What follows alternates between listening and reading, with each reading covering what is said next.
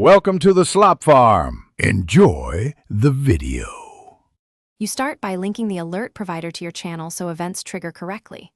Sign in, configure alert types and volume, then copy the widget URL. This is the core feed OBS will display.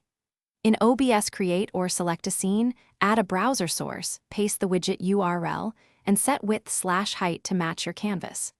Once added, make sure the browser source is visible and layered where you want alerts to appear. This ties everything together, so alerts render in stream.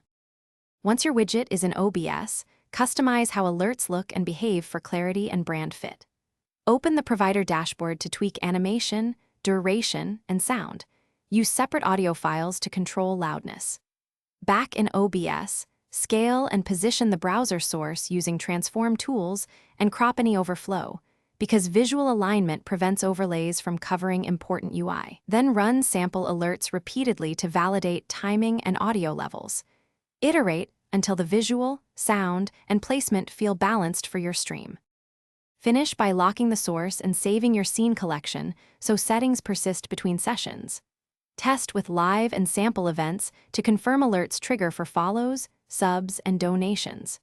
If things break, first refresh the widget URL and clear OBS browser cache. Mixed content blocks or an expired URL are frequent culprits.